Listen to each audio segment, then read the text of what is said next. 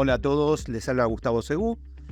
y me voy a referir al paro de transporte del día 7 de julio, el día de la fecha, donde además del paro convocado por la Unión Tranviaria Automotor, se suma también el del personal jerárquico del Tren Sarmiento. Y la pregunta es si corresponde pagar el día de trabajo de aquellos trabajadores que no han podido llegar al lugar de prestación,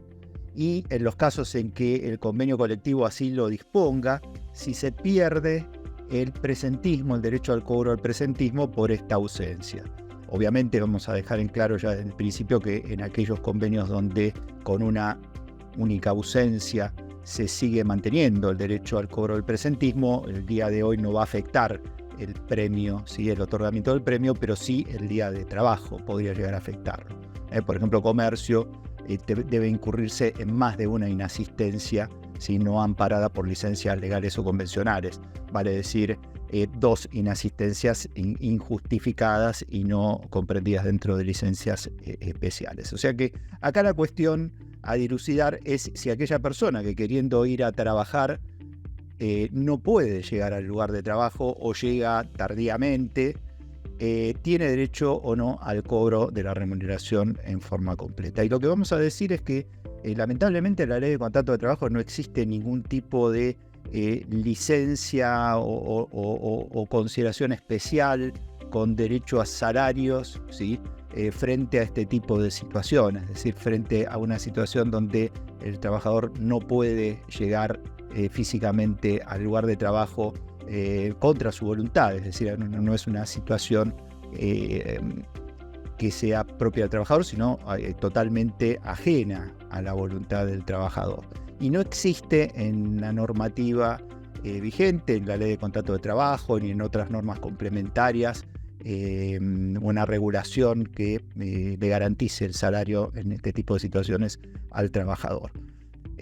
Por eso, desde el punto de vista de las normas que tenemos a disposición, salvo caso contrario dispuesto por el convenio colectivo, el empleador no estaría obligado a pagar el día ni tampoco a mantener el presentismo si este se perdió en los términos del convenio aplicable, porque no hubo prestación laboral y no existe una disposición que le garantice el salario al trabajador frente a este tipo de situaciones. Es decir, que acá se aplicaría de alguna forma el principio de onerosidad, pero en reversa. Es decir, el principio de onerosidad, el artículo 115 de la Ley de Contrato de Trabajo, establece que el trabajo no se presume gratuito, ¿sí? Y la doctrina admite la aplicación en reversa del principio de onerosidad. ¿Qué quiere decir esto? Que tampoco se presume gratuito el pago de la remuneración. Jurisprudencia, ya digamos antigua jurisprudencia, ha señalado que nadie está obligado al pago de remuneraciones carentes de sustento legal o convencional. Por lo tanto, en principio, podríamos decir que no devengaría salario, ¿sí? Y obviamente si se pierde el presentismo en los términos del convenio se perdería frente a este tipo de situaciones. No obstante, también es importante destacar que se interpreta que si el servicio de transporte no está funcionando, se estaría frente a una situación que se podría llegar a considerar de fuerza mayor, porque el trabajador que quiere cumplir con la prestación se vería impedido de hacerlo contra su voluntad debido a esta circunstancia. Obviamente dejamos afuera todos los casos de teletrabajo que realizan trabajo desde su domicilio, porque bueno, este tipo de circunstancias no los afecta. Por lo tanto, en este tipo de situaciones se suele en la práctica, si el trabajador no puede llegar efectivamente a cumplir con la prestación, desde el punto de vista de la buena voluntad que pueda tener el empleador, de reconocerle el salario frente a este tipo de circunstancias. Obviamente, aquella persona que resida muy cercanamente al lugar físico de trabajo, ¿sí? Y que, pongamos un ejemplo, alguien que trabaja a 4 cuadras del lugar de la prestación, es decir, del establecimiento, no tendría una justificación, ¿sí? Ni puede invocar fuerza mayor para pretender el salario. Lo mismo alguien que usualmente concurriera a prestar servicios con un vehículo propio, ¿no? E invocara el paro de transporte para no concurrir a prestar servicios cuando lo hace habitualmente con su vehículo. automóvil, moto, bicicleta, distintos medios de desplazamiento.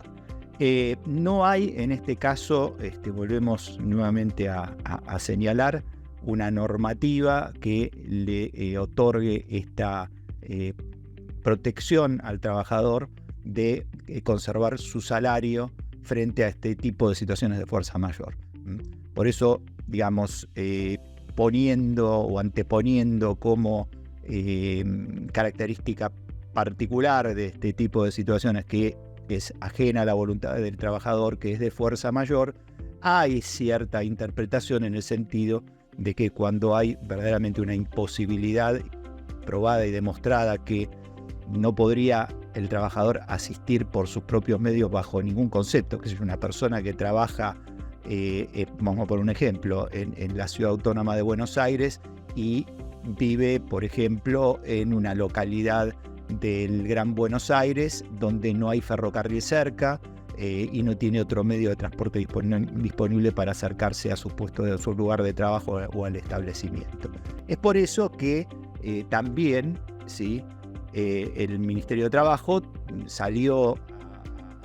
a asegurar que no se iba a descontar el presentismo a quienes no pudieran llegar al puesto de trabajo,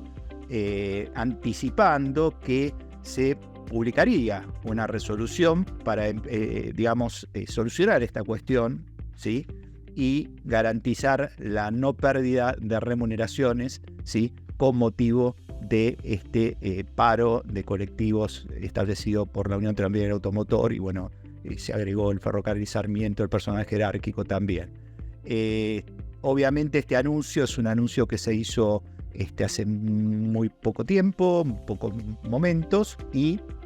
estamos esperando que la resolución se publique en el boletín oficial, se haga pública para conocer los alcances de la misma. Pero bueno, evidentemente esto viene a reforzar lo que señalábamos anteriormente, porque si el Ministerio de Trabajo asegura, y comunica que no se descontará el presentismo y no tendrán tampoco descuentos en su salario a aquellas personas que no puedan llegar al lugar de trabajo con motivo del paro, evidentemente si es necesaria una resolución del Ministerio de Trabajo es porque esto no está contemplado en la normativa vigente. Así que al estado de situación que estamos en este momento tendremos que esperar a la resolución del Ministerio de Trabajo para ver los alcances que le otorga a esta situación y eventualmente la resolución de estos casos ante la ausencia de esta norma que estamos esperando del Ministerio de Trabajo terminará siendo una situación o una cuestión de política empresaria, ¿sí?, de política interna de la empresa, y cada empresa tomará la determinación que considere más ajustada en función de la extraordinariedad, excepcionalidad y fuerza mayor que implica esta situación tan particular. Muchas gracias a todos y nos seguimos viendo en otros podcasts.